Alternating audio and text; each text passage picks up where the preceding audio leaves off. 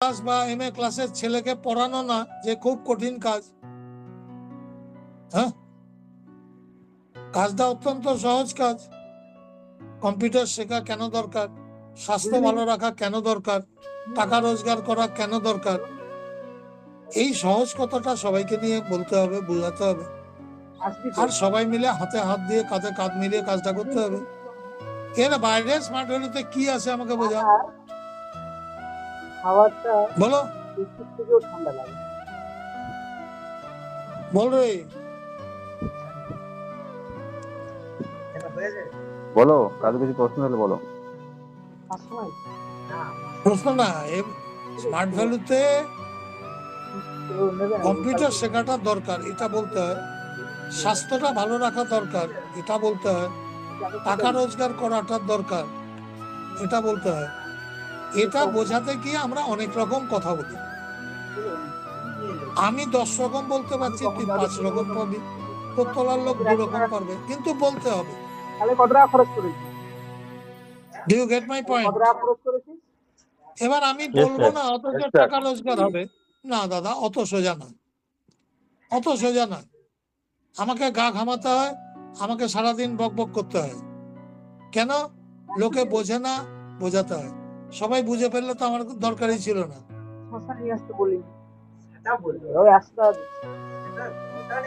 প্রথম কথা হচ্ছে বুঝতে শেখো, যে কোনো কাজ, সে গান বাজনা হোক, পড়াশোনা হোক, খেলাধুলা হোক, চাকরি হোক, ব্যবসা হোক, পরিশ্রম না করলে রোজগার বাড়ে না। হ্যাঁ কিনা? কারোর দিমাগ থাকলে বলো যে না, পরিশ্রম না করলেও আমি রোজগার করবো।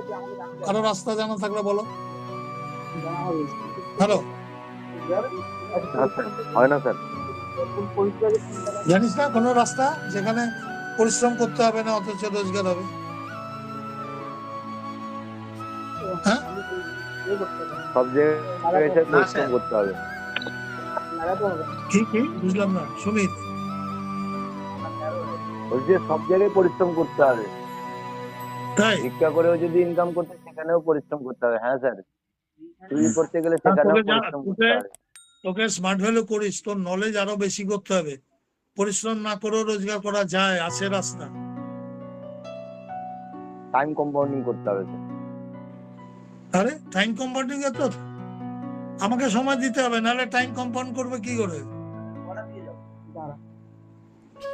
কিরে বুদ্ধিমানেরা সব, মানে প্রথমে পরিশ্রম করতে হবে স্যার। হ্যাঁ স্যার একটা টাইম পরিশ্রম করতে হবে, তারপরে তো এতটা পরিশ্রম করতে হবে না, কোনো সময় করতে হবে না, কোনো সময় করতে হবে না।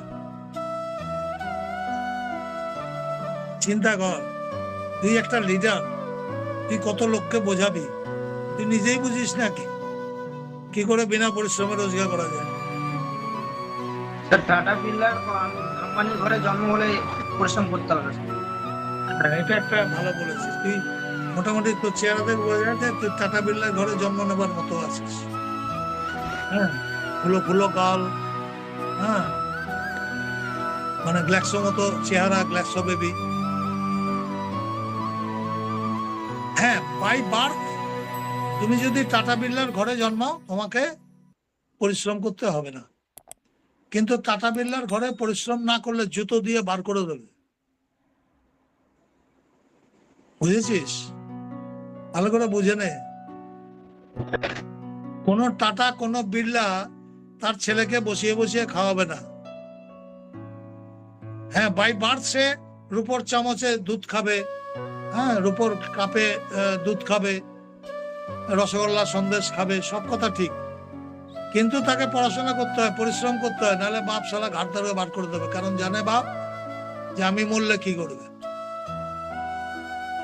হ্যাঁ, এছাড়াও যেটা আমি বলতে যাচ্ছিলাম সেটা হচ্ছে বিনা পরিশ্রমে রোজগার করা যায়।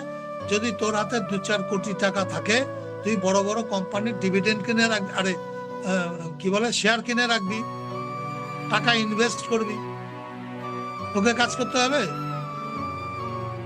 হ্যাঁ, সব তুই তো জন্মাতে পারিস, তুই জন্মাতে পারিস টাটা বিড়লার ঘরে, এখন আর কি করবি? এখন আবার তাহলে মরতে হয়, তাহলে যদি জন্ম হয়। তুই কোটি কোটি টাকার যদি তুই রেখে দিতে পারিস, বেশি না 1 কোটি টাকা কোম্পানিতে খাটাবি, তোর মাছ ভাত মাংস ভাত হয়ে যাবে, হাসে মাল। 1 কোটি টাকা রোজগার করতে গেলে তো আগে পরিশ্রম করতে হয়। হ্যাঁ, ধর কোনো কারণে তোর কাছে লটারি খেলে তুই পেয়ে গেলি 1 কোটি টাকা, তাহলে তোর পরিশ্রম না করে রোজগার হবে কি হবে না? যেটা সুমিত বলতে পারলো না, ওর মাথাটা স্মার্ট ভ্যালিতে ঘুরছে, ওরা বুঝতেই পারছে না যে বিনা পরিশ্রমে রোজগার করা যায় যদি আমার কাছে ক্যাপিটাল থাকে, হ্যাঁ স্যার, হ্যাঁ স্যার। নাকি?